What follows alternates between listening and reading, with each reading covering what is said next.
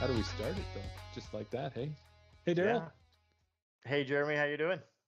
I'm doing well, Daryl. Good to see you again. We're here.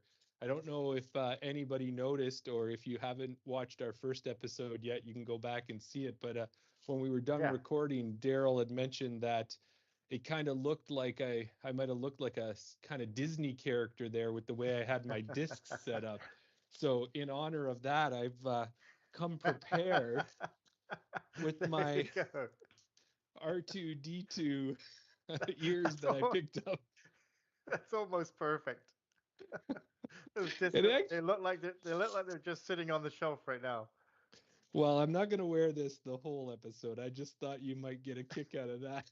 Okay. Now, I know I threw this on you. We didn't discuss this. So put on your Yeah. thinking cap here and shoot some Yeah. holes in my idea. The bit of a pause there was me taking a second to try and think the pros and the cons. And all you can I, think of is how wonderful the idea is, right? I yeah, we'll end the episode there. Yeah, no, no. Or should I say, it could be partly my catchphrase? You know that I like your idea, but you're wrong. Ouch. I So don't what? know. I don't necessarily love the idea. I'm not going to say I hate it. I'm just Okay. trying to think why I don't like it. I Hey, think everybody. Welcome to Chain Out, the disc golf podcast for Canada. Nope, I'm not doing that one. I got lost. I got lost. I could I, feel you were like searching for words. I'm like, I went way beyond the simple thing. Yeah. So we'll do it again. 5 seconds. It'll just be simpler. I think what it is I don't know what Episode 3? it's episode 3, but do I want to call it the Chain Out or Welcome to Chain Out podcast? Episode 3, I think. Chain Up Podcast. Yeah. Okay. Because that's how we've got it labeled. So. Yeah. With you. I'm Jeremy, and with me, as always, is Daryl. Hello, everybody. How's it going, Jeremy? Going well, Daryl. How about you? How you feeling, buddy? I don't know. Can you tell? My voice is. I'm not. I got that bit of a sexy Barry White voice going on, I think. Oh, Or you just say sexy Barry White. I was thinking maybe a little Phoebe Buffet smelly cat Phoebe. voice there. Yeah, Podcasting energy that we've got is like a healing energy. That's what I'm going there to you say. go. Yeah, channeling my inner Phoebe Buffet. Yeah, there you go. Well, thanks, everybody, and we'll see you on the next Smelly one. cat, Until smelly. then. Till then, Smelly Cat says, chain out. Chain out. There for it. But for me, I think what the difference is that if I have an errant shot at Nor'Wester, I'm gonna hit a car. A car is pretty strong. It's gonna my disc is gonna bounce off it. If I have an errant shot at the hills and I I know hit where a you're going. person, it's gonna bounce off them, but it could do a lot more damage hitting a person. And I feel that those tight Right. lines, I'd rather go onto a road and hit a car or hit a truck or something like that than hit an actual person. So that's what I'm gonna use as my deciding factor of why I'd prefer to play Nor'Wester. Plus, Nor'Wester is gonna have the longer distance, all the things that we Right. talked about than the hills. But one of those things is I'd rather hit a car than hit a person. That's a fair.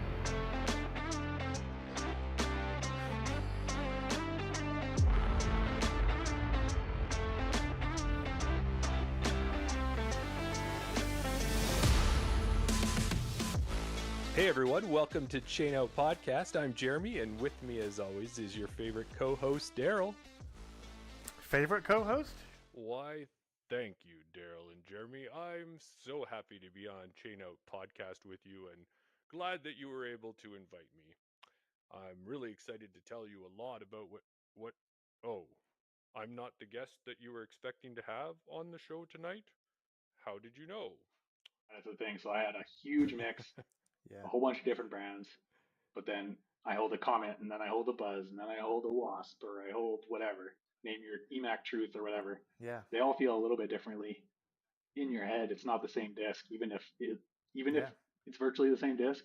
If you hold an EMAC Truth and a Buzz SS or whatever Yeah. you consider to be the same as that, it's not gonna in your head, it's not going to be the same disc. So Yeah. Right. That's such an interesting way to look at it, Jeremy. I've never thought about that. I mean, I know I've spoken. Obviously, Tim said that at one point he had 7 Nate Sexton Firebirds sit in his bag, and they kind of explain it. Yeah, obviously, the more beat in the disc gets, the more unstable it gets. So that's why they have that.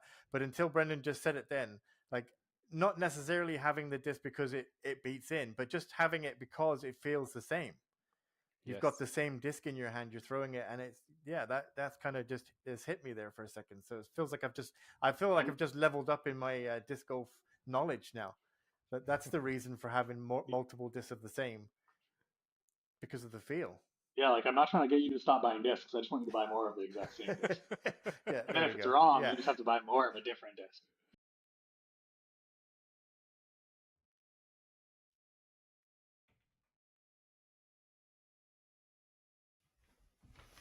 You want to hear something? I hear there's a secret word on the street. I don't know nothing. But I hear the secret word is horse feeder. But you didn't hear it from me.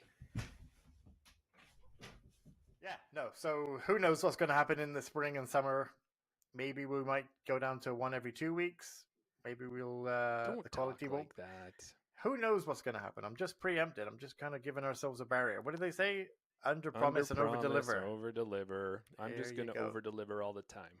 You like the weekly? We're giving you the weekly. Yeah, you don't have to episode. All right, let's do it. What have you been up to? People don't want to hear our woes of editing. They just want the final product, and this is the final product. So, what have you been up to? It's easy for you to say, "Hey, yeah, I'm cool if women play." Oh, it's a women's event. I'm going to go out to this other course and play that weekend. Well, why wouldn't you just give that weekend up and support them? That's such a good point. I was thinking that the same thing, Jeremy. Yeah. Yeah. Like I know Kristen it makes total sense as well. Kristen Swirls, I think, has an event coming up, right? She's up first. Yeah. She's up first. How many men are going to step up and spot? Like when I was in Cranbrook for Crush in 2022, we were flooded. Like the men were running the raffles. They were running the check-in. They were giving out, like passing the prizes to the tournament director. They were spotting. It was insane. Like we had so many men out there doing so many great things for the sport. It was just awesome to see the support. I had Crush here. We had guys coming out. We had families coming out. The moms were playing and the sons and husbands were helping. And I think it's really important. It's very easy to say, I'm okay with women playing. It's a little harder to give up your time to support women playing. And that's what speaks volumes. That's the true show of how much you really want them there. Does that, I guess. Oh, yeah. No, I'm not calling anybody out in particular. I'm just saying from personal experience and noticing the necessity of needing men, especially, to walk the walk. Just don't talk the talk.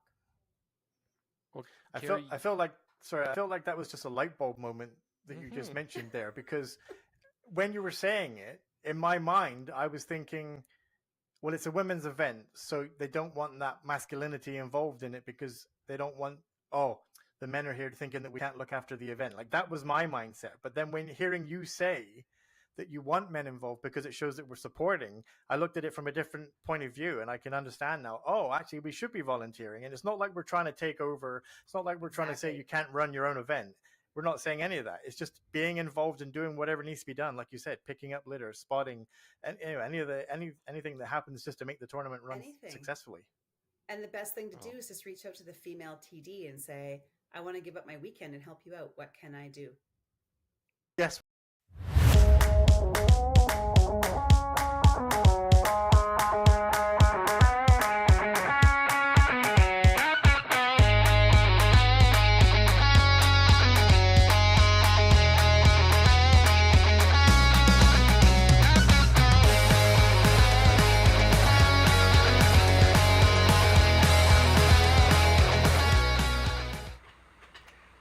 Hey everybody, Daryl and Jeremy here for episode 19 of Around the Basket. I'm right. Daryl, this is Jeremy. This is me.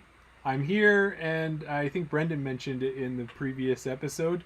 Yes, I've got a baby beard on the go. For those who are listening on audio, you're going to have to check it out and see. This is the most facial hair I've ever had in my life, Daryl. If you can believe Top that. and bottom, like. No, No? I did have some long hair on top. You did mention that before, yeah. But I've never had a beard, and this is as close as we can get so far. He did say if you keep it growing out, we won't be able to distinguish me and you between each other. Well, I'd already heard you're the cute one, so... Hey, that stays between us. All right, and the wall. And yeah.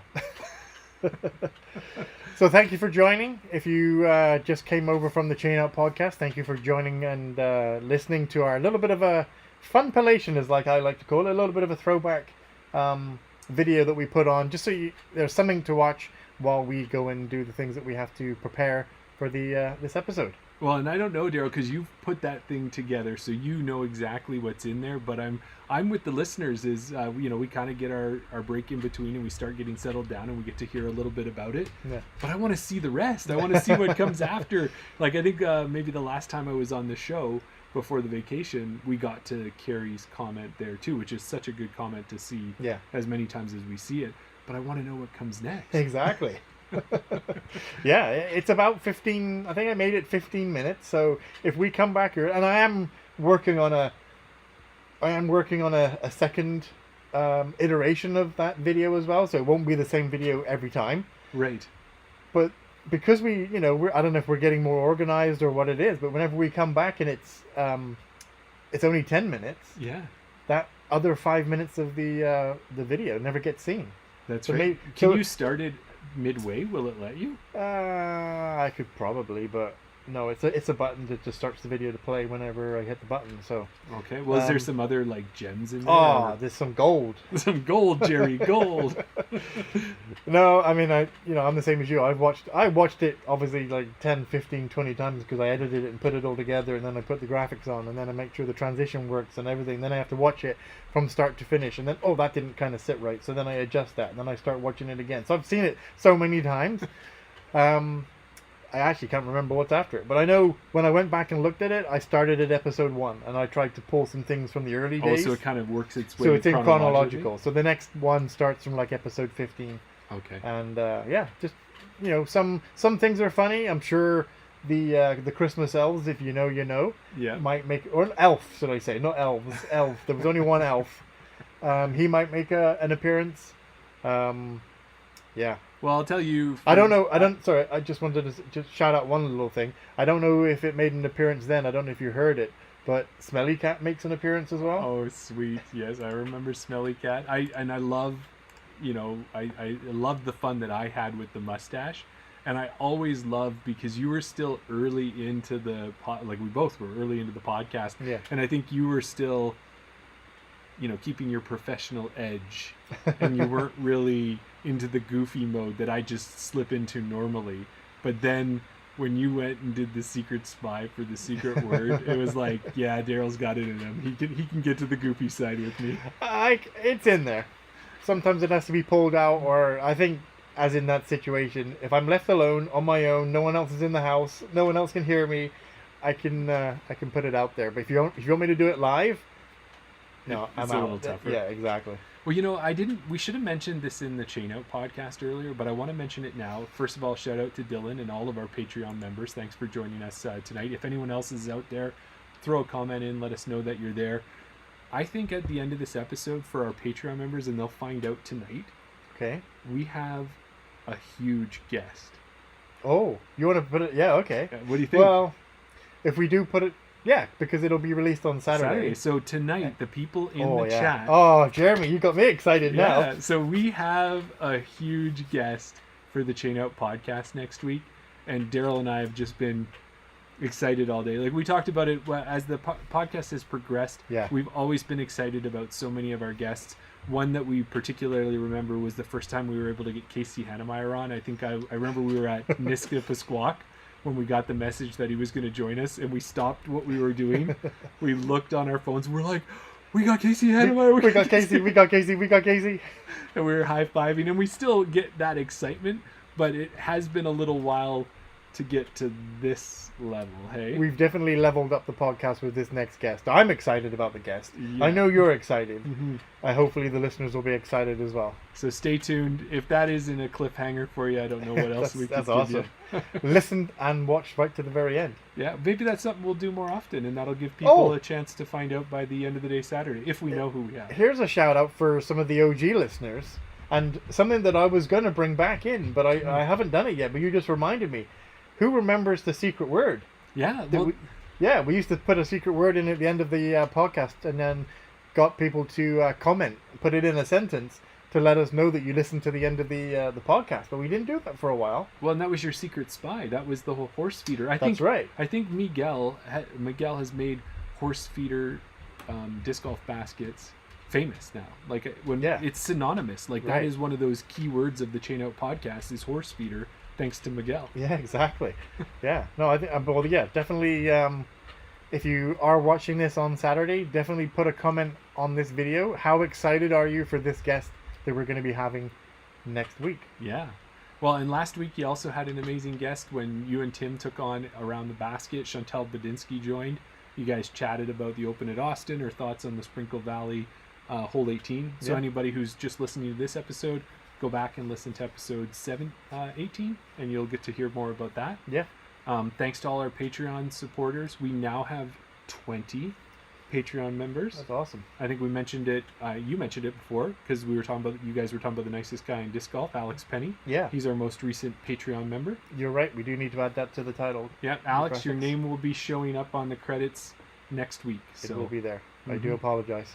yeah, and 350 subscriber giveaway was given away. Get the gentleman's name again. Was Paul or Peter? Peter Clark. Peter Clark. So congrats to Peter Clark, and we're working on our 500 subscriber giveaway already. So keep telling your friends, fellow disc golfers, people randomly on airplanes, flight attendants. Thank you, People in Andrea grocery Michaud. store, yeah. You are the best.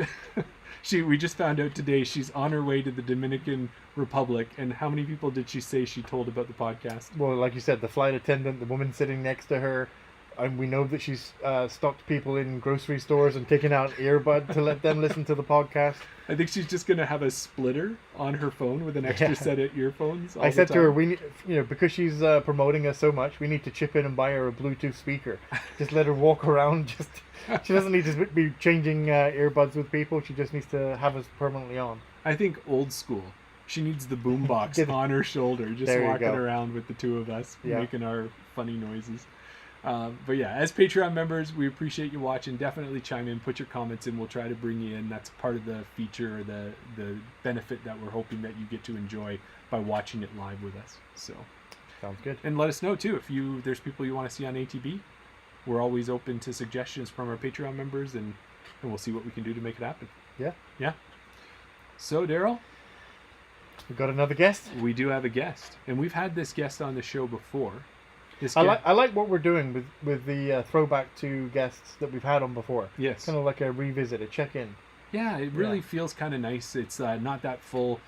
We've already got their origin story in most cases, or their desert island discs and that type of thing. But it's just a chance to come back, see what's going on with them. And this guy's got a lot going on. We talked to him last year around this time, I think it was. Yeah. Talked to Jordan Alway here with Blake Belding at about the Cold Garden Tour, which was just starting out for its first year last year. Yeah. We wanted to bring him back on, hear about that, talk about some PDGA stats, and maybe even a little bit about the Lost Egg tournament that comes up. Yeah. That's another big Alberta tournament. We just talked about the Big Bear. Yeah. Lost Egg is another one. So without any further ado, as they say, let's bring Jordan Alway onto the show. Hey, Jordan. Hey, Jordan, how you doing? We can't hear you. Oh, yeah, we don't have your voice yet, but Yeah, there we go. There you go. Can you hear me now? Awesome. We can hear you. yeah, loud and clear. We're- Awesome. Glad to have you here. How are you doing?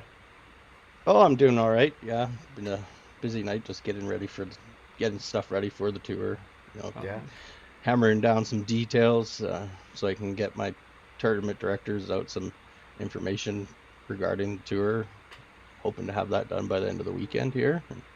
Perfect. Have the tour schedule finalized by the end of the weekend. There's Okay. about 2 more tournaments that I'm still talking with Yeah. Well, it looks kind Getting of them on? looking at what's Yeah. going on now. It almost looks like you're at one of those tournaments, and it's a beautiful day. And is that? Falcon I think Flight. that's fun. This got to be Falcon It's got to be Flight. fun. Yeah, That would be definitely. Aspen, yeah. Yeah. And is Yeah. that just right where the driving range was Yeah. it not? Yeah, that is exactly It's on the where top it of is. the hill, yeah. Up on the hill. Oh, Sunset Hill. Yeah, absolutely. Yeah. well, I think there's a lot of people who have been to Falcon's Flight, and they're always trying to go back another year. But there's a lot of people who have only heard the stories, kind of like we were last year Mhm. before we went. But just even that view, if you weren't sold by all the times we've talked about the tournament, Yeah. that view alone should sell you on going to the tournament. Yeah. Yeah, but so one of the things when we last had you on, speaking of Falcon's Flight, that was when we were recapping it, and we had you and Don Annette on the show. So it's been a little while. How Yeah. have things been? Like you said, you're pretty busy with the tour. Did you have a good winter and off season there? Yeah, I kind of didn't. I say I didn't play much golf, but I did play when it was like compact and good to throw and weren't losing discs. I just hate losing discs, and Yeah. mostly played just glow leagues, like the Pease's glow leagues on the Wednesday and Friday nights. It's easier to go out and play with the gang, and we go for beers afterwards.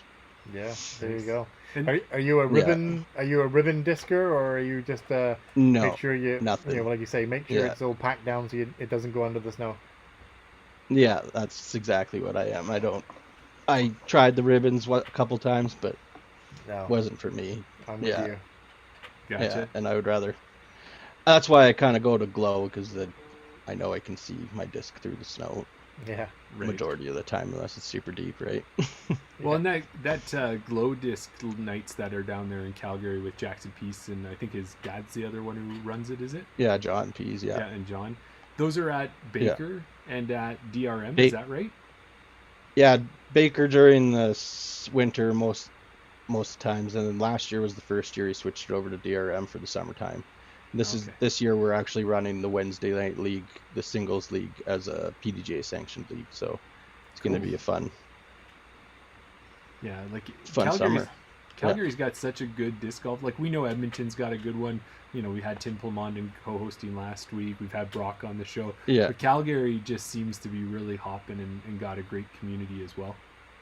Yeah, I love both the communities. You know, almost all of the communities, I guess, around Alberta are just awesome too, and the BC communities too, right? So Yeah. Yeah. you always feel welcome.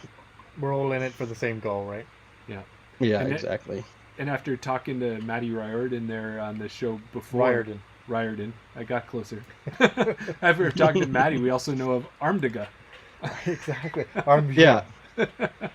Yeah. So another great club too.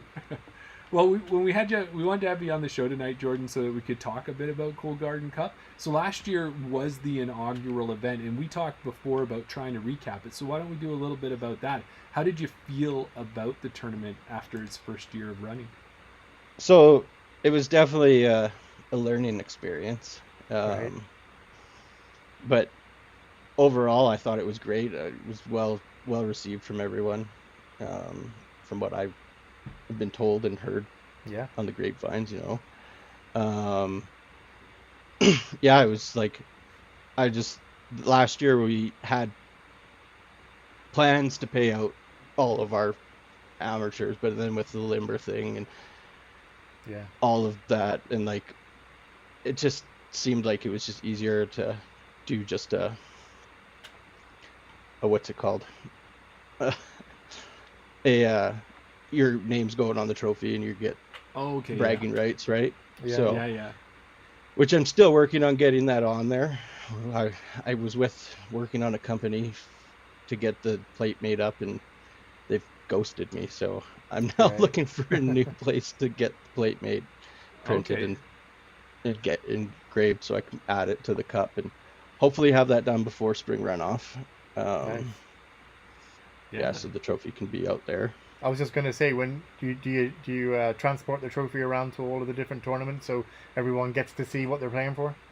Yeah, if I'm there, I do. If I'm going to the tournament, I try to, yeah. And like this year, another big change is I brought Jackson Pease on board to help me organize stuff, and he's going to more events than me, so he can actually take some of the flags and Right. stuff and not have to worry about them coming back or not. Gotcha. And that was one of the biggest things last year. Like, one of the biggest things I heard was it was just felt more official with all of like having the flags and the arch at the Yes. tournaments, right? It just felt more of like, this is an official tournament, right? Yeah. And like, I'm always an advocate about advertisement.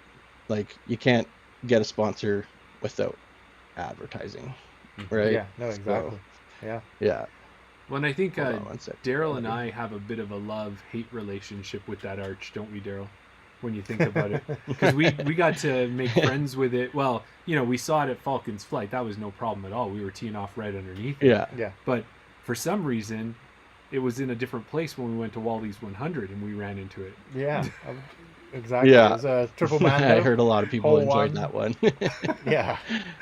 Hole 1, sitting there right at the opening of a tree tunnel. Yeah. And it was a triple Mando. And the thing is, Jordan, it was perfect because first of all, it gave that great advertising. It showed Cold Garden and what they were representing. It was this event was part of the tour, and it should have been an easy shot for us to all hit. But when it is your first throw of the morning and you're looking down at that tunnel, I don't know. I think I hit it 1 out of 3 times. It just makes a tight gap narrower. Yeah. Yeah.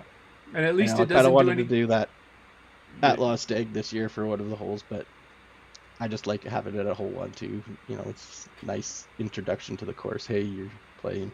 You're here. Yeah. The tour. This is a part of the tour, The tour right? starts here. So, Yeah, exactly.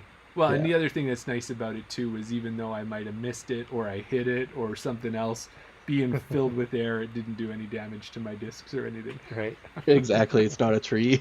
Yeah. No, exactly. I hit that afterwards. Yeah. Yeah. Probably a nice little buffer. That's right. Yeah.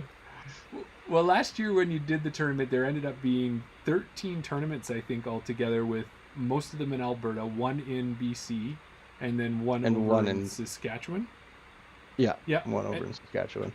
Is that kind of what you're thinking of for this year, or what are some of the changes for the tournaments? So some of the changes this year is Blake, Cold Garden stepping up huge and once again for a second year in a row to sponsor the tour again. Awesome. Last year we kind of took the money that they sponsored it with and we gave it to all of the tournaments. Whereas one of the big changes this year is we've decided to, because our budget was a little smaller, we decided that we were going to create a 3-tier, kind of like the old PDGA style, like where they had like the majors, silvers, and then a regular event. Oh yeah. So this year that we're running that way. So we've got 4 tournaments in the major section. I think there's probably going to be there's at least 4 in the silver, maybe 5, 6. Okay. And then there's going to be a bunch of other little like local tournaments. Like, I want to give more people throughout the Alberta more of a chance to be able to accumulate points without having to drive across the province, right? Right. So like I've got tournaments up in Athabasca this year. GP's part of it. Fort Mac's back on it. Where else? Drayton Valley, of course, in Edmonton. Yeah. Yeah, and then all of the southerner Well, all the way down to Lethbridge, tournaments, of course. Yeah. Yeah, so Lethbridge Yeah. and then Kootenay up and down and bringing back on again. Gold Eagle, it was well received last year. I was one of the ones that it was just because it's more of an Alberta, but I do really want to bring them back on as a silver this year, so I'm still talking with Evan about Okay. that. I have to reach back out to him. I kind of forgot to last week, actually. But Here we go. It's a bit of a reminder for you. yeah, but yeah, so yeah, I really want to bring Gold Eagle back on just because of how well received it was and how much people love that tournament. Actually, like it's more like a Falcons and a Lost Egg, and all of these camp and like a Kootenay up and down, like all these camping type atmospheres, right? Yeah. And Drayton Valley. So yeah, we spoke to the TD. We spoke to Thomas German a couple of weeks ago on the Round the Basket, and everybody's just said that it has that destination disc golf event feel. Like you're not just going there to play disc golf. You've also got amazing courses to play. A pop-up course on the beach. You got the fireworks at night. You got the whole atmosphere Yeah. of being there, camping on site. It's just one of those location disc golf events. Yeah, destination. And my thought behind it too, bringing them back on, would be, we have Kootenai up and down for our south people that only takes us about 4 hours to get to, 3-4 hours to get to. I'm not quite sure what it takes you guys from Edmonton to get to Gold Eagle, but it gives all the northern Alberta people an outside the province tournament as well to go to. And Yeah. Well, I can tell you, Right. in my time, I haven't driven out that way in a little while, but it's just as far or closer than going up to Fort McMurray or Grand Prairie. It's closer than Grand Prairie for sure. Mm-hmm. Yeah. Okay, yeah. So Cool. that's a cool thing. Well, you kind of mentioned Blake, hey? Yeah, exactly. We probably should give a huge shout out to Blake and Cold Garden. Obviously, being a big sponsor of the tour, for us, we got a chance to go down to Cold Garden, do a live podcast episode while we were down there as well. So big shout out to Blake, huge sponsor or huge supporter of disc golf and everything Yeah. disc golf related. Big supporter. Yeah. So, and I don't know, I think you guys have the Comedy Outdoor Festival there too. So Yeah. in Edmonton this year too. So Bert Kreischer's here the weekend before Falcon's flight. So Right. I'm trying to see if I can get something together to do some sort of disc golf thing with him. Yeah. Because he did mention on his podcast a couple of weeks ago that he loved coming when he was at random cities. He loved just going out and playing disc golf with the locals there. He came to Edmonton last year. I think it was last year or the year before, on the outdoor comedy event. And I know people had friends that I had worked with and things like that. They were like, "Why don't you reach out to Bert and get him to come and play for a round of disc golf?" Yeah. I mean, I don't. Yeah. He does love it. He does love disc golf. I don't know what his schedule is like to try and get out and play a round of golf after or before he gets here. But if that's an option, if it works to get him out there, that's huge. Yeah, for sure. So I'm feeling pretty bold about this too, Daryl, and I kind of mentioned it last year, but I'm thinking with the support we've got from our listeners, if we start now and we get them to maybe start dropping our name in his comments and stuff like that, maybe we can get him on the podcast and help him promote the event in Edmonton. Yeah, I mean, that's not a bad shout. Yeah. that'd be kind of cool. Yeah. That'd be kind of cool. That would be for sure. Well, hey, Jordan, the other thing, too, just to cap off last year's Cold Garden tournament is it was neat watching the standings and seeing things come out, and it was great to see two great Albertans in Noah Higgins win an MPO side, and then Terry Hong take an FPO side, if the stats were right when I looked it up. So that was good. Correct, yeah. Yeah, and I want to put out a little honorable mention is I think in the MA40 division in 8th place, there was this guy that you might know, Daryl. big old JP taking down 8th place in the MA40 division. Right on. Maybe I can up my level this year. Yeah. Right on. I mean, it's only because I didn't get out to as many events as you. Yeah, there you go. Well, but with Terry and Noah getting a chance to do it, I know you were saying you're still working on getting their names engraved on the trophy, but did they get a chance to get their hands on it and raise it up? Did it ever get filled with their favorite beverage or anything? Noah got to lift it, at the championship last year at Red Tail Ridge there. Terry, not so much yet.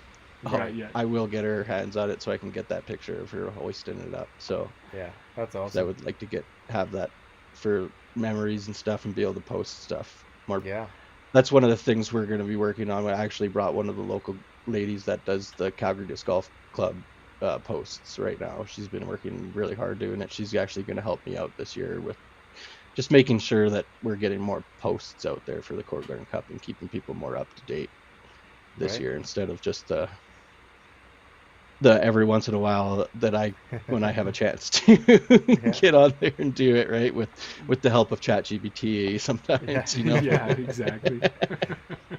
I just want to go back to a point that you just made there about the MA40 and that you were in 8th place. That is one good thing about the tour is that no matter, it's not just MPO, FPO that are competing for this trophy. Like if you enter an event, you're getting points for that event. For the tour, yeah, or for the tour, sorry, for sure. Yeah. So and we're still doing it that way this year. We're changing the point system up just a tad. Well, it's actually pretty big. Excuse me. A little bit of an overhaul compared to last year, just because we had disc golf scene kind of had some glitches, per se, on it, and like when we were going into the final round of the championship this year, Noah, I even calculated it the night before like 3 or 4 times to like double check just to make sure. He even was like talking to me at like going into final round, being like, I got to come in at least second and I win the whole tour, right? And then when I because I got, not that I got hounded, but when I was out there, I was trying to do it on my iPad quickly so I could announce it there. Yeah. And something went wrong on disc golf scene, and it showed that Casey won, and I accidentally announced it that Oh no. Casey had won. But we kind of fixed that mistake. Actually, Noah and Casey reached out to each other and kind of talked it over amongst themselves before, without me even reaching out to them, and let me know like the next day already. Right. Oh, good. It was Noah won it fair, and Casey had won the championship though. Right. So okay, yeah, that's good. Yeah. Well, that's good. Well, it's nice that you've got, like, that's the thing in the first year of anything, and especially when you took on something of such a big nature, it's gonna take some time to figure it out, and that's part of it, is learning what those kinks are and then iron them out for the next year. So to me it seemed like a pretty smooth thing, and we loved the representation. Almost, in Lethbridge when we were at spring runoff, there was the Cold Garden beer gardens there. When I went to the Limber Open, we had the beer gardens again. We had the big concert. Like, just everything that you started in year one almost felt like the tournament had been running for a number of years at that point. So you're on the right track, I would say. And that's kind of just bringing it out my tournament directing, like, just kind of got to run it the same way, but a little different, right? Yeah. And it definitely was a learning curve for sure on some of the stuff. But we're getting together, and just having Jackson on board helping me out this year, and I've got Rebecca. Like, I throw ideas off of most of the tournament directors, like Rebecca I'm talking to constantly about tournament stuff. Like today I threw the ideas past her about the points, and I threw them past Serge, awesome. Just because kind of want their opinions on, because they're a part of the tour, right? So it's make it everyone's ideas, right? Not just me going in by myself, right? Well, so that's the thing. It's one thing to say you're going to step up and TD an event, and you want to make sure that the event runs fine, but to put together a whole tour, and be it the first time you're doing a tour of this size, and coordinating with all the tournament directors, all the events, the sponsors, the signage, everything that comes with it. I think you're definitely you did okay for the first year, considering the amount of stuff that you had to do. Yeah. And that's one of the big things last year too. I wanted to support all of the main local retailers like Limber, JK, BR. I don't think I'm missing anyone else really on that got side. The main ones, Wildman too, I think. Great, yeah. So, but sure. I didn't have Wildman in there last year, but definitely going to reach out to him this year and see what we can do. We're running things a little differently. So with my finances this year, I made it so that the majors were going to be getting a lot of the money this year, right? As in a title sponsor for Cold Garden.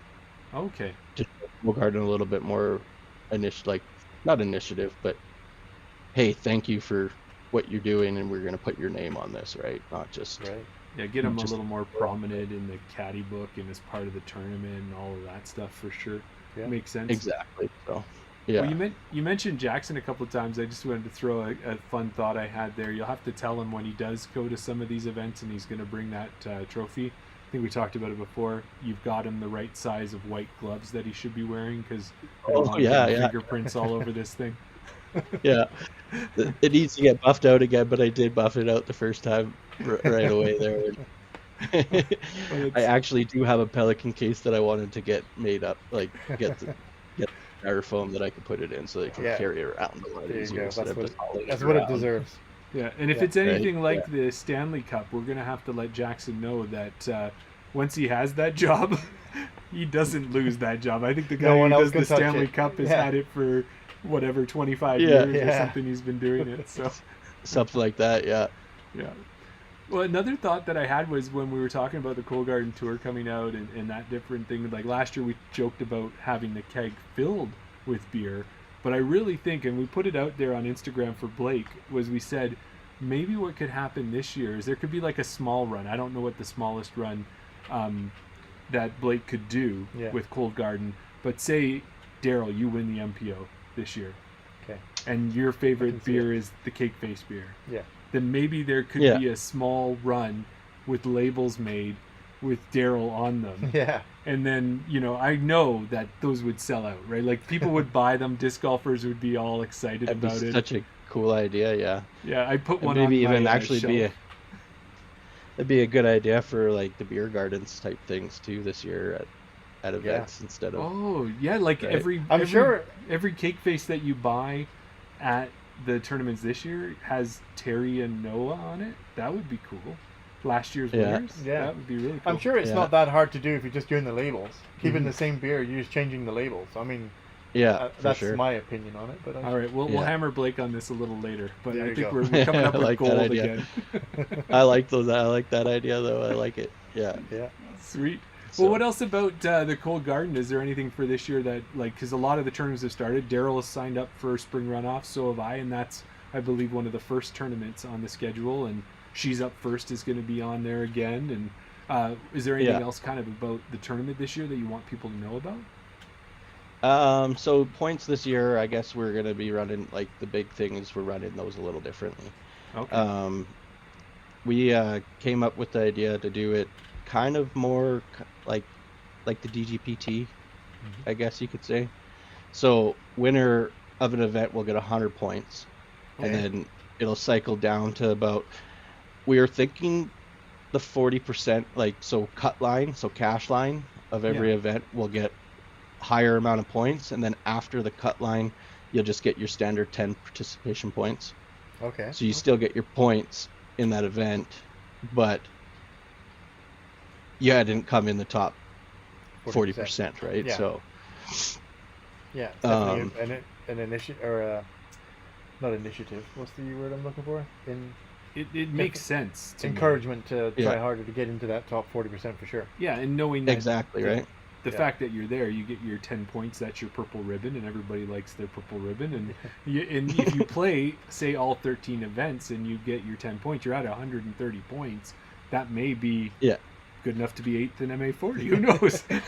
Right? Yeah, who knows, right? You don't know how many people are playing in every event, right? So, exactly. And then another cool couple, like, bonus points we were going to throw out this year was anybody that gets an ace in a round will get an extra five bonus points. Sweet. And then hot rounds of the day of the round per division will also get an extra 5 points. Okay. I like the hot round thing. That's a cool idea, because that also calls back to one of the interviews we did with a TD who said what they did. I think it was out east. I think that was Ben. Yeah. And what he had said was he had, like, if you won your card.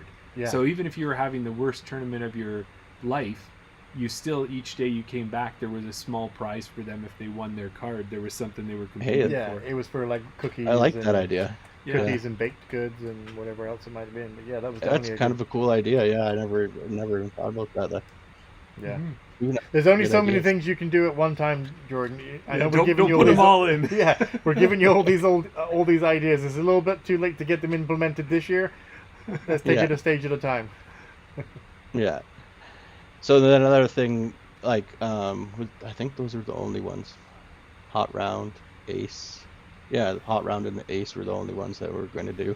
And then so majors will be worth 0.2 times. Okay. Silvers will be worth 1.5, and then the regular events will just be your standard 1 point. Yeah. Okay. Yeah. Awesome. I really like that. It sounds like it just feels like raising it up a notch, right? It's giving it that sense of professionalism even more. Yeah. And it's good because I think I don't want to speak on her behalf, but it seemed like Terry looked at the tour and thought, this is a tour that I want to compete in. How am I going to win this event, or how am I going to win this tour? Well, if I compete in 7 out of the 8 events, or whatever number she competed in. And play well. Yeah, and play well. I'm at least going to get this amount of points. I'm hoping to get this, and that's a good strategy to get in there and win your division, and it worked out great for Terry. Yeah, for sure. I mean, I think there was tighter battle there. I can't remember actually now. I didn't even look at the standings from last year. I should have looked at those before today. Yeah. Well, no, there was some tight battles for sure from what we could see when we were chatting about it. Another thing too. And honestly, oh, go ahead. No. So one of my most favorite moments of last year was watching the ladies at Lost Egg. They just looked like they were having an absolute blast. Like they were getting destroyed by the course, but they were having so much fun. They were coming off the course laughing at each other, like going onto the course. Like it just so much joy came to me watching those guys. Like even though I had so many people to watch, but just watching them come off the course having so much fun, it was kind of cool to see. Yeah, no, we've heard that before, right? The FPO cards definitely have a different vibe than the MPO cards. Mm-hmm. Yeah. Oh, for sure. Yeah. Well, the one other one I was thinking about was we were talking to Maddie Riordan. Riordan. Riordan. If it's since the Rye. Maddie's going to kill me for watching this. He's going to be, dude, you cannot come out and visit me till you get it right. I'm no longer a fan of the He's pod. going to test me. But sorry, when we were talking to Maddie and we were talking about Alberta Provincials, and he also had mentioned Cold Garden Cup as well, as I'm thinking maybe that's, as I continue to bang on this drum to get Alberta Provincials back, maybe that's something where the finals of the Cold Garden Cup could also be the Alberta Provincials. I actually watched the episode today for one of the first times watching it. I normally listen to it the next day while I'm working. Yeah, right. That's awesome. Yeah. But yeah, that was one of the things that is one of the things that I want to do is I want to make that championship the one you want to go to it at the end of the season, right? But it kind of sucks at the time of the year, right? A lot of people are ready to be done in October, it seems like, right? Yeah, and then some people, like we hear, there's a lot of teachers out there who play disc golf, and then it's hard for them to get a weekend away at that point. But exactly. It can still happen.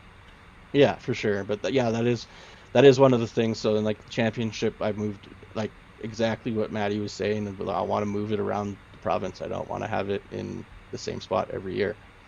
Nice. So this year it's going to be in Lethbridge. I'm pretty sure we're just playing Nick Sheeran as of right now. Okay. Me and Rebecca are still chatting about how we're gonna work it out. But it all depends on how many people want to register for it, right? So if we can get over 100 people, then we'll bring the 2 courses on, right? If it's just at your 72 to 80 people, then we'll keep it just Nick Sheeran, right? Yeah, right. No, exactly. So, yeah. Well, and if it becomes the Cold Garden Cup Championship, and then it's also got the title of Alberta Provincials, and as that starts to grow, it's got all of this extra to it. It's like you said, it becomes that event that you have to go to, just like Falcon's Flight, just like Bear Classic, Lost Egg, Gold Totally. Eagle. Mm-hmm. And I can't remember who has the trophy right now. They actually reached out to me last year. I think it's Greg Hearn. From that's the Grand Alberta Prairie. Provincials trophy, is it? Yeah, the Alberta Open trophy that okay. Maddie was talking about. So I'm pretty sure it was Greg here from Grand Prairie who has it right now. Right. Yeah. So to even bring that back into cycle would be cool. Yes, because that's what we're really... Keep going. Yeah, have that as like the MPO and FPO can share it or something for the year, or even maybe just get a second one made up for the FPO divisions, something for them to take home after the big tournament, right? For the year, and then they have to bring it back to the year after, whereas the cup will stay at Cold Garden or my house, as it's been at my house since or maybe with Jackson last year. Yeah, with the handler. Yeah, exactly. Yeah. Well, and as you say, the thing I love about that is I'm a big person when I get into stuff is the history of it and the origins of it, and having a piece of history like the Alberta Open Cup floating around just brings more legitimacy to it, and just the longevity of the sport in Alberta to me. Yeah. So. Yeah, for sure. So, but that is definitely something I want to do, and that's kind of where I want to try and make it so that this year people know about the championship right away, not just at a month and a half before or whatever, right? Because it kind of threw that in at the end of the year last year. Last year, Kootenay Up and Down was supposed to be the last one, just because I was feeling a bit burnt out at the time and didn't know where I was going to run it, didn't know. And then Maddie stepped up and allowed us to run it at Red Tail. Yeah. Right. So, and it seemed like it was a great, successful weekend. I didn't hear any negative comments or anything. Everyone was very happy about what their players pack and everything, even for something that was thrown together so quickly, right? Well, I was gonna say, whenever you're involved, because I know you were involved in the Falcon Swipe one, the players' packs are always good. So that's a good thing there. What I was gonna say to you too was, when it comes to the way you're doing the tour, it almost feels a little bit, in a good way, like the NADGT tournaments that they're doing, where it's like, if you want to compete in the Canadian finals, you play in at least one NADGT event. And that could be maybe kind of what you're doing with the Cold Garden Tour as well. Anyone can play in finals, but you got to play in one of the events. You can't just show up for the finals. Mm-hmm. Yeah, I guess that is one of the things that I kind of missed. So we're unsure on what the number is going to be yet for maximum number of events that'll count towards your points. Right. So right now there's 14 events scheduled. I think we were probably going to go about 6 or 7. So your top 6 or 7 events will count towards your end of the year, instead of having it all 14 events. Right. Yeah. And then we were going to make it, I think, a minimum. You have to play a minimum of 2 tournaments to be able to play in the finals, in the championship. Yeah. I think we were going to do 2 or 3 events. So. And that, you know what, even myself, because the Cold Garden Cup was new last year, I think I ended up playing in 5 events, and that was just by playing events in Alberta, because there's so many that you guys are part of. So it's not difficult to play 2 events. And you bringing up Kevin, like that's a big one for me too, is me and him are actually working together for some of these events, like the Pot of Gold last weekend. Shout out to Noah for winning this weekend, over the weekend there. Yeah. It was the first event of the year, and that's one of the things, is like, I'm working with Kevin. Like, it was an NADGT event.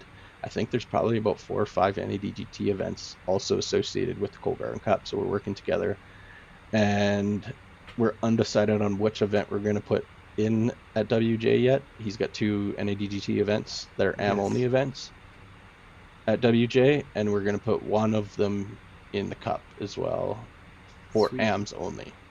Right. It's not going to be so that we have a AMs only and a women's only events for the ladies and the AMs, instead of it just being focal on the pros, right? Yeah, that's great. And I think if your goal is to get to the championship, then you're going to make it to 2 events. Mm-hmm. It's not like, if you want to get to championship, then you're going to visit those 2 events. If you're saying, oh well, I can only make it to 1, then you're not invested in getting to the championship anyway. Right. So exactly. Right. Yeah. Like we did have people sign up last year that I don't think they played in very many events last year, but I think most of them at least played in 1 or 2 last year. But with it being thrown together right at the end of the year, the tournament, we kind of allowed whoever to sign up, right? And come out. Like, there's got to be some flexibility in that first year, and then people will start to learn what it is, and they'll know, like, just listening to us and you talk about it, and the people who've experienced it, having Cold Garden and having the tour as part of an event raises it up a level for sure. Mm-hmm. Yeah, and it's not just in, it's in all sorts of ways, not just in the money that comes to the tournament, which some people right? Like it's a holistic improvement in the tournament. Yeah. So no, it's cool. Well, that's great. One of the other things that you had done for us here is, as the Alberta PDGA coordinator for us, which, if it wasn't enough that he's running a tour, he's also the coordinator. Yeah. You'd sent us kind of the annual stat sheet, and we had kind of pulled some stuff out of there, and there's some interesting facts that we thought we could just talk about kind of a bit. And one of those was, Daryl and I have speculated over the years about how many actual disc golfers we have in Canada. Yeah. You know, we've talked with Tim Plomondon, and he said that, you know, the number of players is only a fraction of the number of players who use UDisc. Right. And then it's probably as well is it's only a fraction of the number of players in Canada who have PDGA memberships. Right. But one of the facts I pulled out of those statistics sheet that you gave us was last year there were 5,300 active PDGA members, and I was pretty impressed in Canada, and I was pretty impressed with that, because if you say 5,300, at least double it for UDisc players, so now you got, say, 10,300, 4 times that, we're talking like there's 50,000 probably disc golfers in Canada. That's a lot bigger number than I would have ever thought. Yeah. And I think Alberta was number like 2 or 3 on the list too for how many PDGA memberships, if I'm correct. Yeah, in a lot of things we end up third behind Ontario and BC. And BC, yeah. Ontario's just got the numbers, and then BC's just been doing it for so long. So I think it's always good that we're in that third place. But 5,300 active Canadian PDGA memberships. Yeah. Yeah, it's a crazy one. It's encouraging. Yeah. Also gives you an idea too, if you really want to work out the math, you could say, how much money is Brian managing over there on the island in Toronto? Yeah.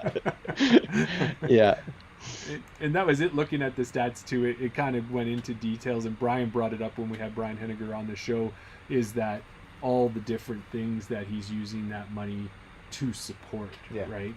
And he supported the tour last year by giving us a little bit of funds to go towards the end of the championship, and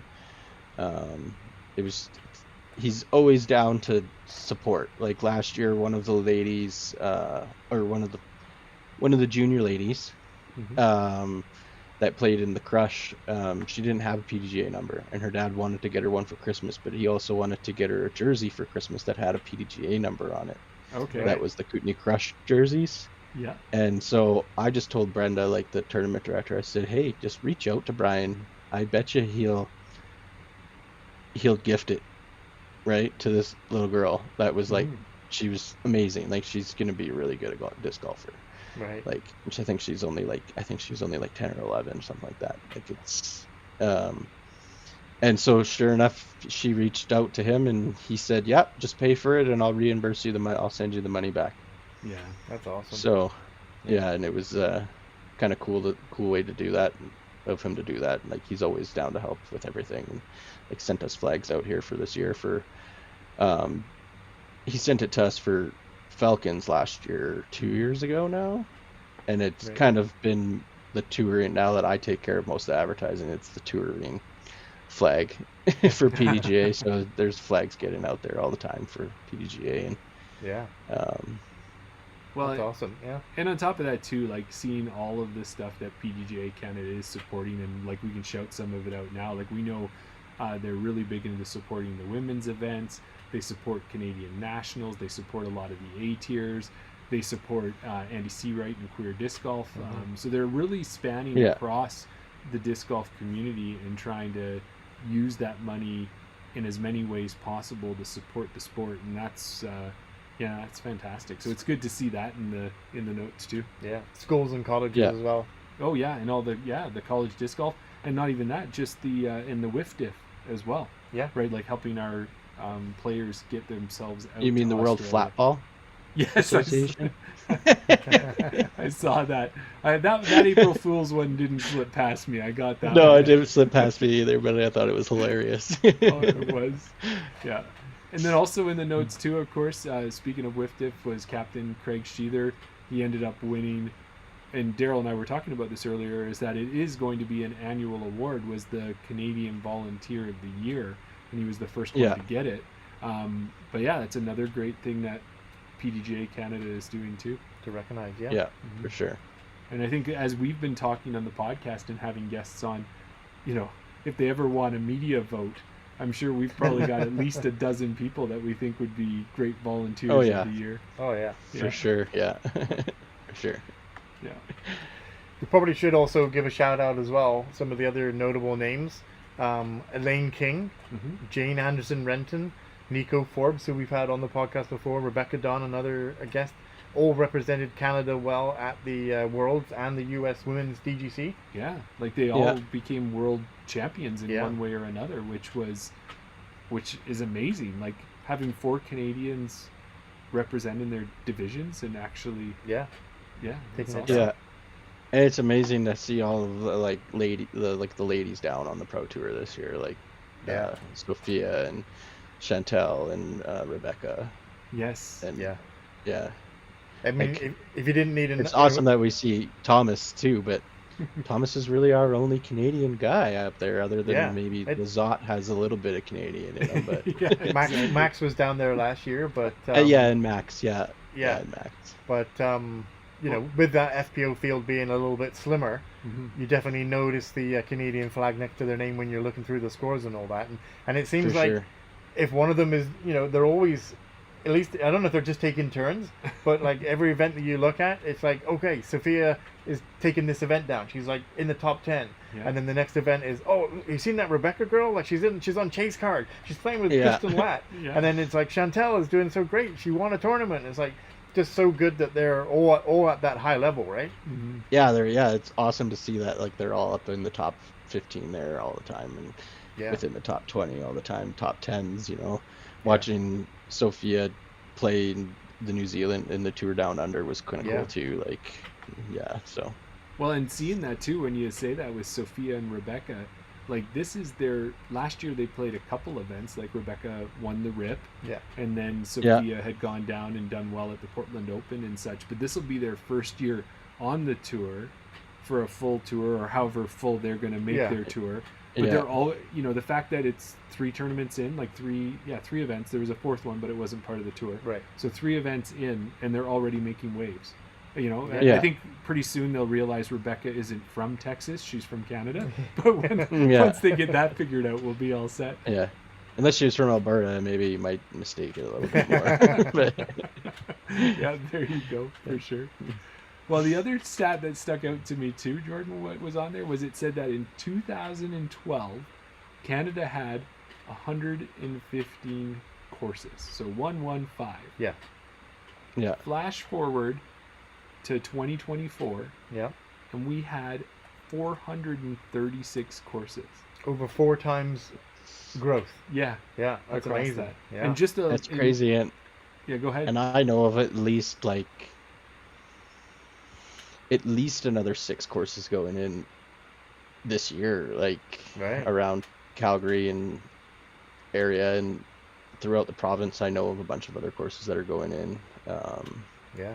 I So know great to of see. ones that I can't speak of yet, but they're kind of Well, when you're in more ready to central, share, in you more just in let more us know. central Alberta Yeah. area. So yeah, and Well, Maybe send us some contact info off the podcast so that when these courses do get in the ground, the relevant people, maybe we can get them on the podcast to talk about it, promote these new courses in the ground, get them visited early. yeah, well, we can say, because there's a couple that we know of that are more public knowledge, and we know that Fort Saskatchewan in the Edmonton area is going to be Mhm. building their course this year. They're planning to put that in the ground.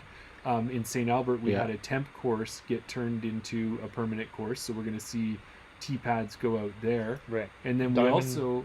We got Diamond Valley who's getting the 18. yeah, that was the other one, wasn't it? Yeah.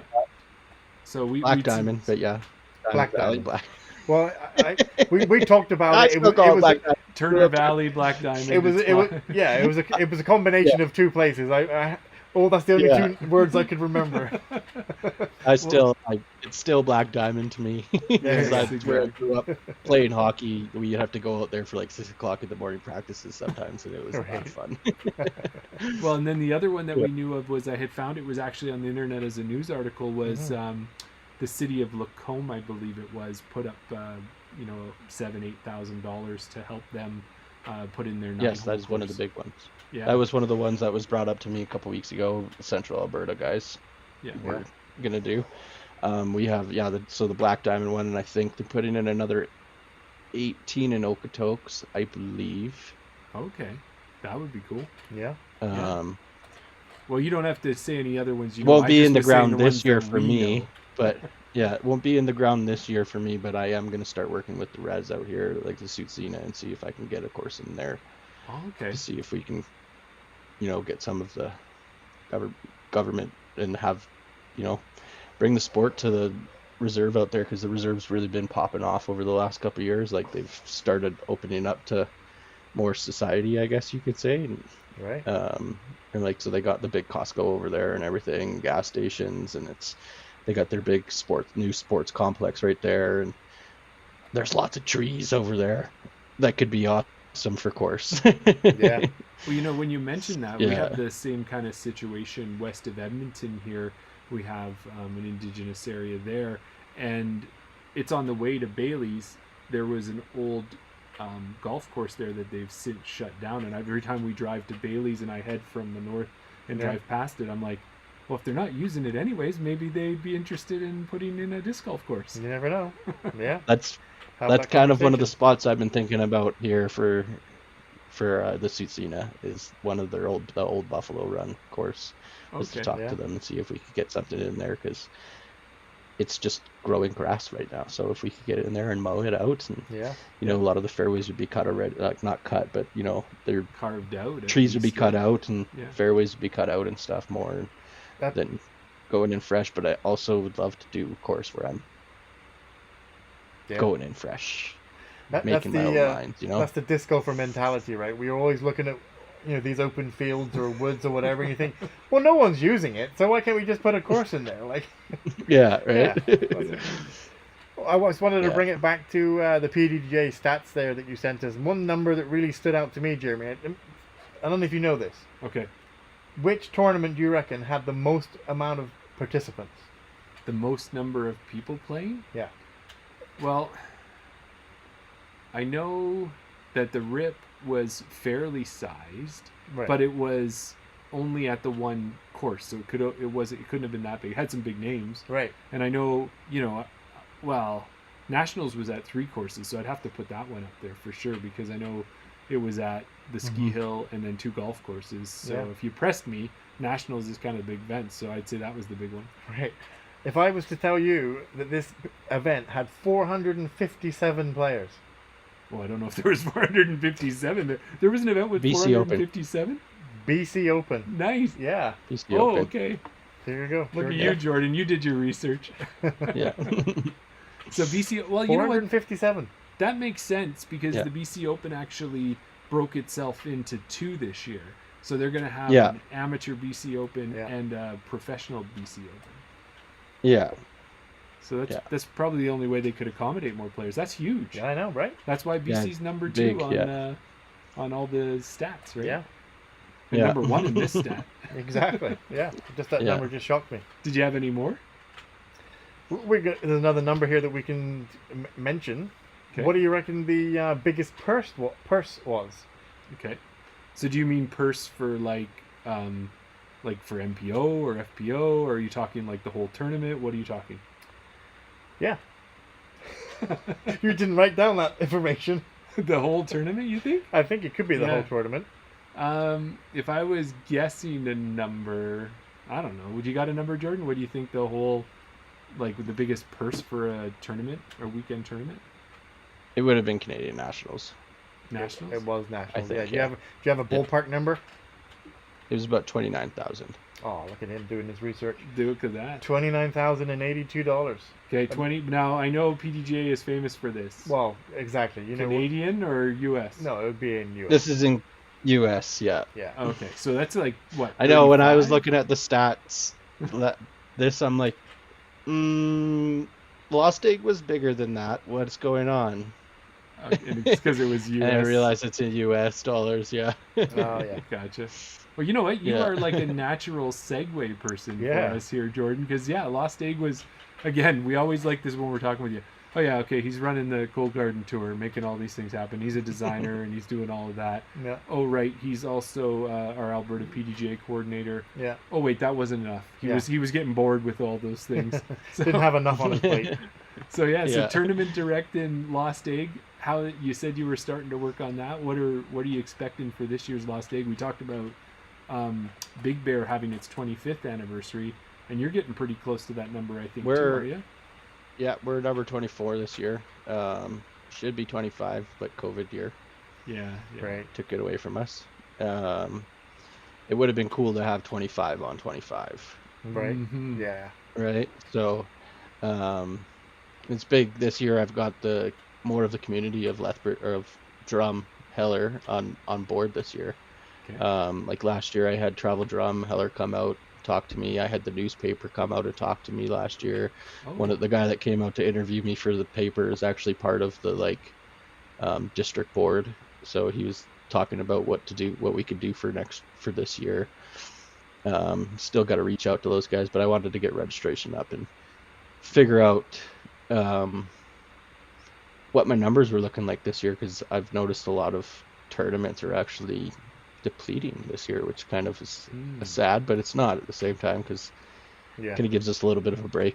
We don't have to order as much stuff. And Yeah. I think we'd spoken about this before with a few of our guests, is although it seems like numbers are depleting and like the uptake in it isn't as much, it's kind of just reverting back to what it was before. So it's not that disc golf is declining, it's just leveling out. The level of growth. Yeah, it's going to the balanced. true people, right? Yeah. It's going to the people that want to truly play in those tournaments, not just. And that also being said, a lot of registration came out at the same time. Like my roommate said he spent $800 in like 2 days on registration. And it was that's a thing. Like like that's.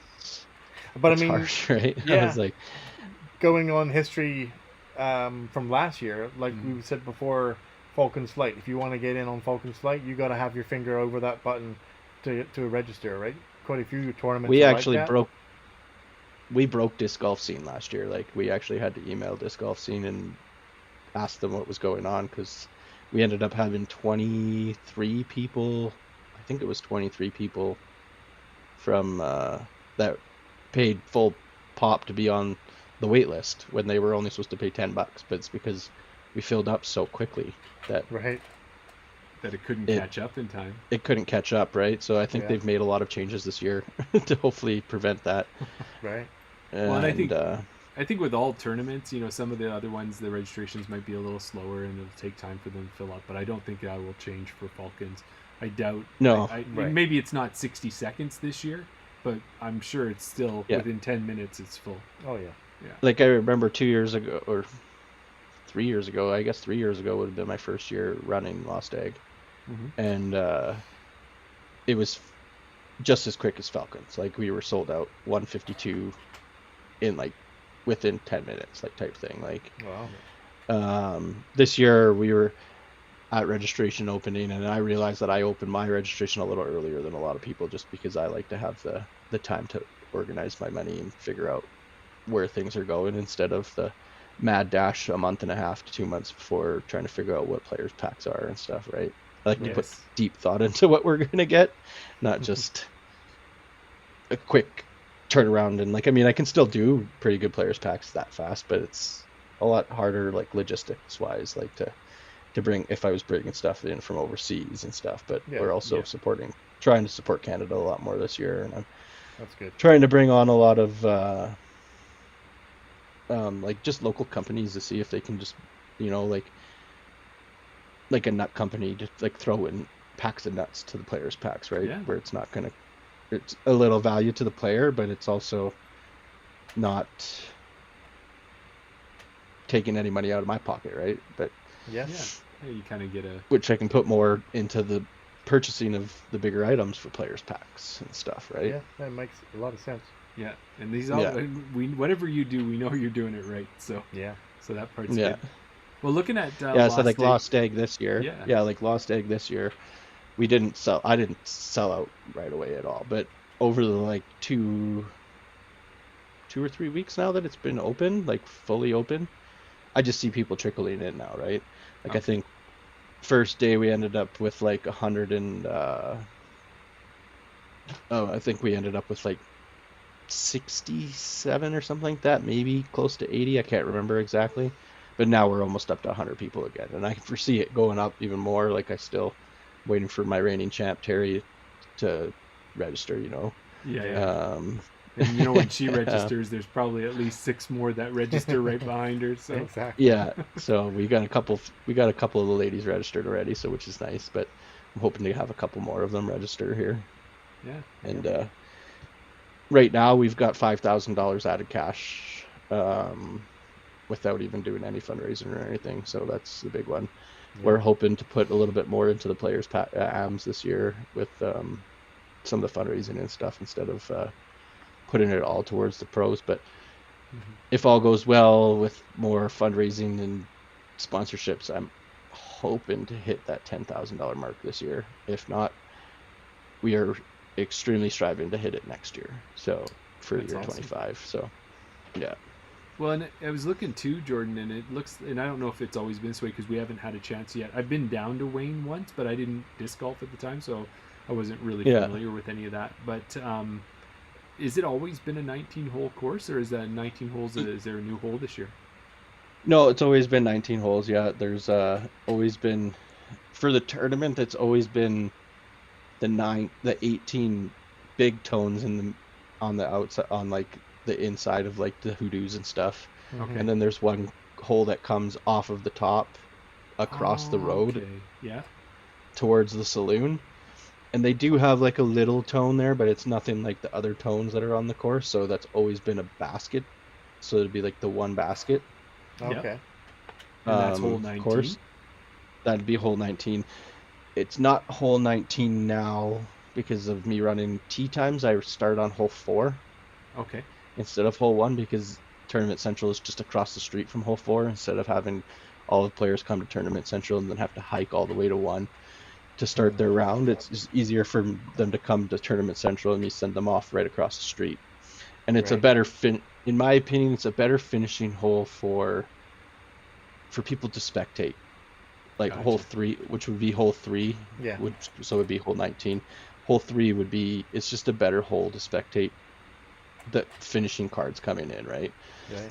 And last year I found it was better for me too because I had more people around me through the day. But that being said, it was also the first year we ran tee times for 3 days, not 2 rounds in one day on the Saturday and then 1 round on the Sunday.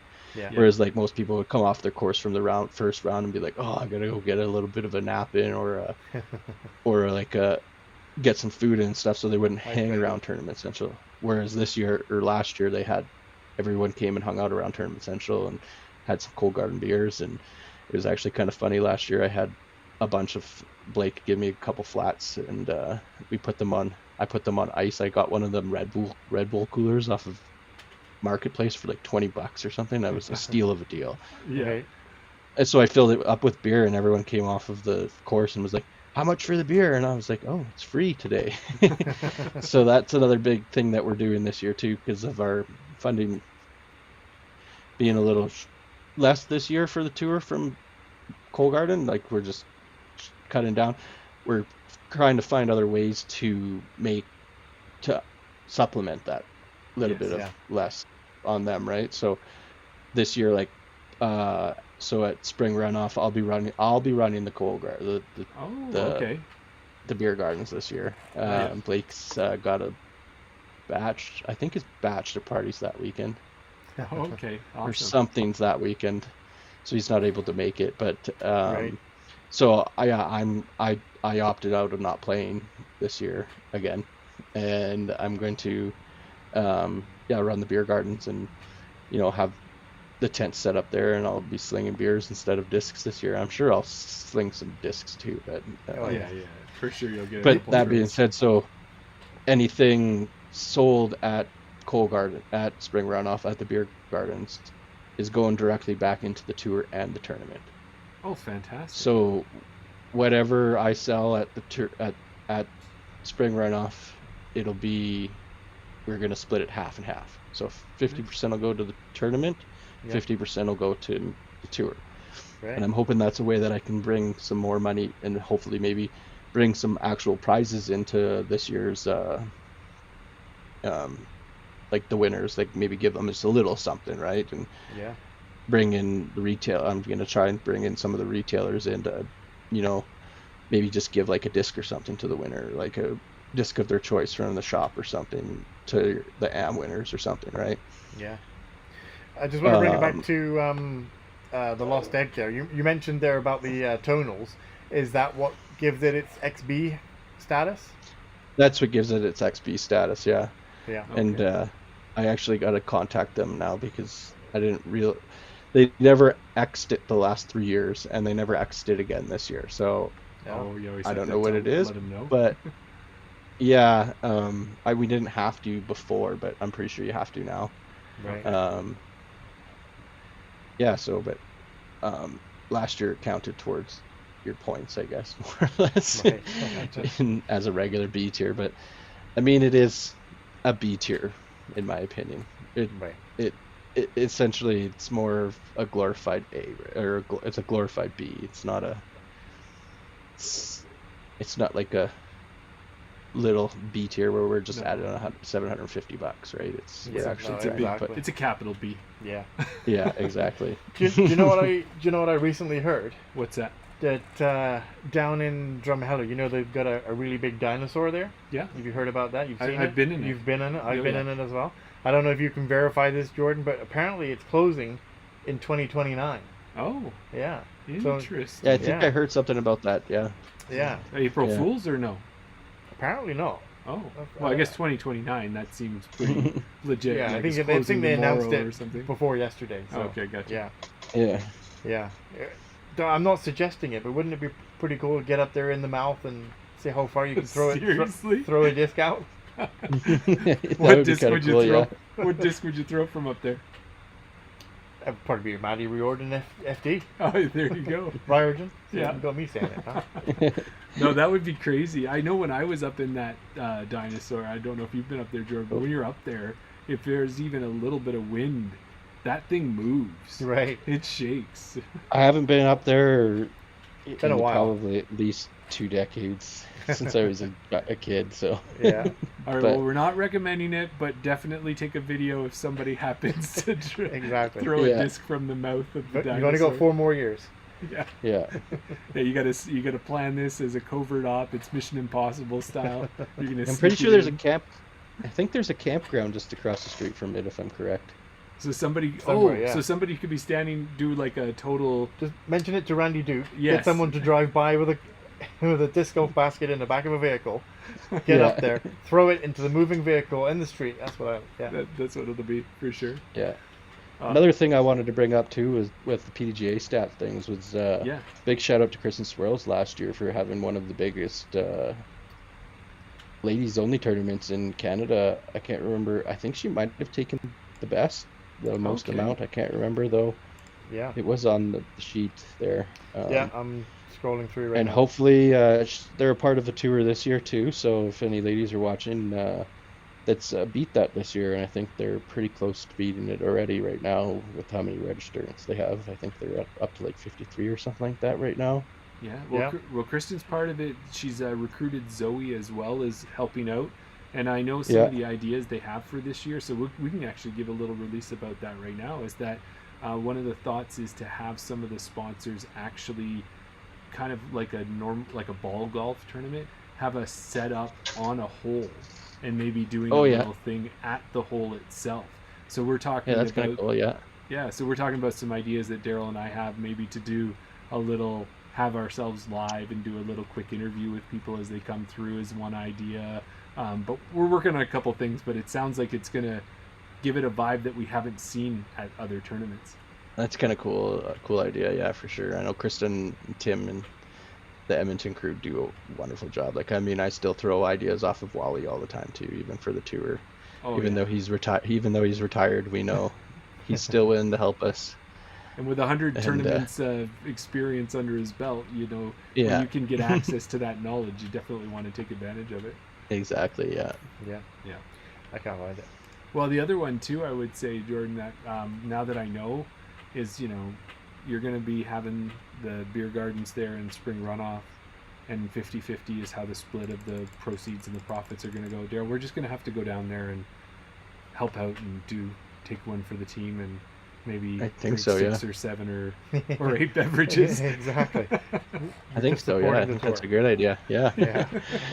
Yeah.